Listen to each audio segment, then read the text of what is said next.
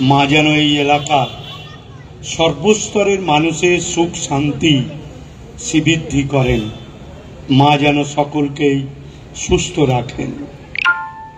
দেবী দুর্গার অসুর বধের বেশ বহুদিন বাদে স্বর্গরাজ্যে আরও দুজন অসুরের আবির্ভাব হয়েছিল।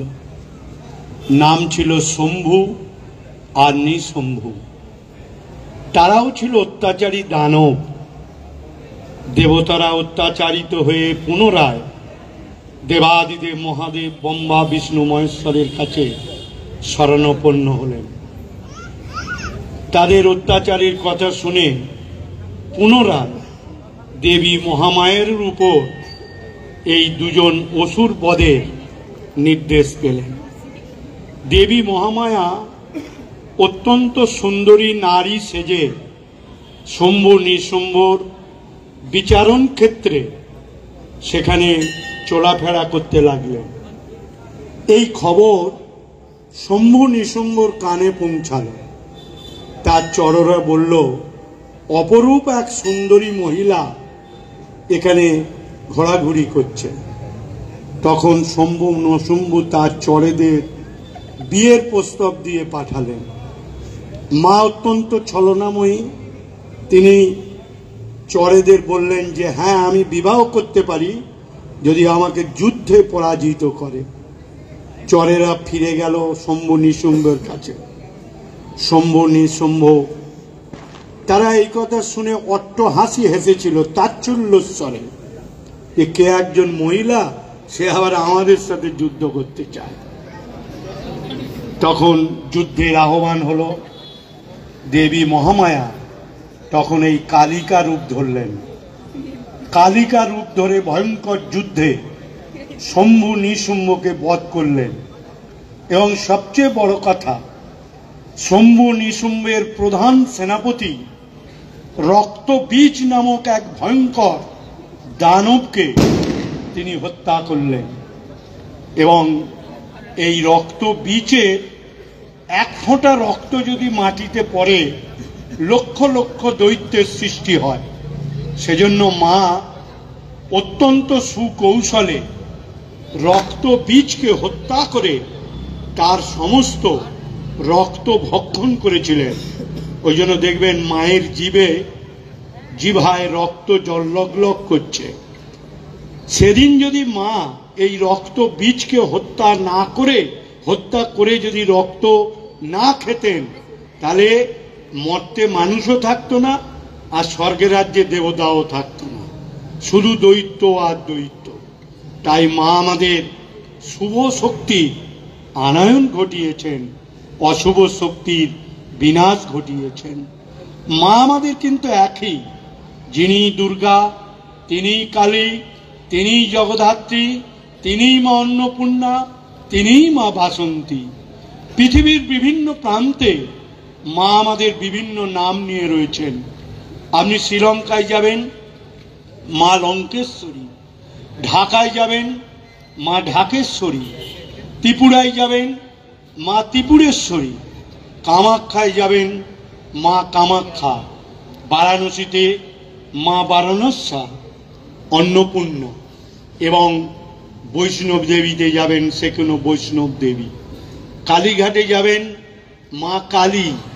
দক্ষিণেশ্বরে মা দক্ষিণেশ্বরী। আবার তারাপীঠে যাবেন, সেখানেও মা উগ্র তারা। মা কিন্তু আমাদের একই। মা হচ্ছেন স্বয়ং সর্বমঙ্গলা। তিনি সকলের মঙ্গল করেন। তার একটা হাত অভয় দান থাকে, অভয় দেন। আর মা হচ্ছেন স্বয়ং বিপত্তারিণী। তিনি রোগ জ্বালা যন্ত্রণা মারি ভয় প্রাকৃতিক বিপর্যয় থেকে মা আমাদের রক্ষা করেন। আর মা হচ্ছেন স্বয়ং অন্নপূর্ণা। তিনি সকলে অন্নের ভাণ্ডারকে পরিপূর্ণ করে তোলেন, কৃষকের শস্য গোলাকে পরিপূর্ণ করে তোলেন। তাই মা যখন খুব কাছে এসেছে, আপনারা নিজে নিজে সংসারের সুখ শান্তি শ্রীবৃদ্ধির জন্য এবং নিজেদের সংসারে সকলের সুস্থতার জন্য এবং আরামবাগের এ অঞ্চলের মানুষের মঙ্গল কামনায় শান্তি কামনায় আপনারা সকলে মিলে প্রার্থনা করুন, মা আপনাদের সকলেই মঙ্গল করবেন। আমি আন্তরিকভাবে ধন্যবাদ জানাবো পূজা কমিটির প্রেসিডেন্ট আমাদের পার্থ এবং সুপ্রতিম বান্টি, তাদের এই মহতি উদ্যোগ। আমাদের রাজ্যের মুখ্যমন্ত্রী বলেন ধর্ম যার যার, উৎসব সবার। আজকে দেখুন এই দীপাবলির মা কালী পূজায় সকল ধর্মের আজকে মানুষ এখানে উপস্থিত হয়ে এই উৎসবকে সর্বাঙ্গ সুন্দর করেছেন। আজকে তাদের পূজা কমিটিতে যেমন হিন্দুও রয়েছেন, আবার সংখ্যালঘু ভাইও রয়েছেন। এবং জেনে রাখবেন, আমরা তো কাগজ খুললেই দেখতে পাই জাতি ধর্ম সম্প্রদায় নিয়ে প্রতিনিয়ত রক্ত অঝরে ঝরছে, দাঙ্গা হাঙ্গামা হচ্ছে। সেই জায়গায় দাঁড়িয়ে এ রাজ্যের মাননীয় মুখ্যমন্ত্রীর সৌজন্যে আমাদের রাজ্যের পূজাগুলিতে আজকে সেখানে সম্প্রীতি বাতাবরণ তৈরি হচ্ছে। আজকে এই উৎসবে এই শান্তি সম্প্রীতি মায়ের কাছে প্রার্থনা করিব। আর কদিন ধরেই আপনারা এই মঞ্চ থেকে উপস্থিত থেকে আপনারা সাংস্কৃতিক অনুষ্ঠানগুলো আপনারা সাকসেসফুল করছেন, সফলতা লাভ করেছেন।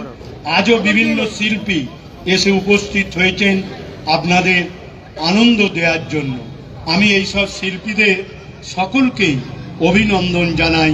মায়ের কাছে প্রার্থনা করি তারা এই ছোট্ট মঞ্চ থেকেই একদিন বড় মঞ্চে গিয়ে তাদের নিজেদের প্রতিষ্ঠিত করবে, এটাই মায়ের কাছে প্রার্থনা করি। বলছি দাদা, আরামবাগ পৌরসভার 19 নম্বর ওয়ার্ডের কাউন্সিলর, বিজেপি কাউন্সিলর, তিনি ভাইফোঁটার দিনকে বোনদেরকে ফোঁটা দিচ্ছেন এবং একটি করে ত্রিশূল দিচ্ছেন যে মেয়েরা সুরক্ষিত না। কি বলবেন? দেখুন, বিজেপি তারা হিংসার রাজনীতি করতে চায়, দাঙ্গার রাজনীতি করতে চায়, যেটা ভারতবর্ষে এবং পশ্চিমবাংলার ক্ষেত্রে অত্যন্ত বেমানান। মানুষ চায় না। জেনে রাখবেন, আগামী দিনে তাদের এই চরিত্র মানুষ প্রত্যাখ্যান করবে, সেজন্যই মানুষ তৈরি হচ্ছে। শীততাপ নিয়ন্ত্রিত অত্যাধুনিক রেস্টুরেন্ট ময়ূখ রেস্টুরেন্ট। এখানে পাবেন চাইনিজ, পোলাও, বিরিয়ানি, তন্দুরি সহ সমস্ত রকম খাবার। এছাড়াও কাস্টমারদের সুবিধার্থে হোম ডেলিভারির বিশেষ ব্যবস্থা রয়েছে। পাশাপাশি যে কোনো অনুষ্ঠানের জন্য ভাড়া দেওয়া হয়। আমাদের ঠিকানা থানাকুল হেলান সংলগ্ন তিলক চক। Phone number 8617492616 9732162360। সেরা খাবারের স্বাদ পেতে আজই আসুন ময়ূখ রেস্টুরেন্টে।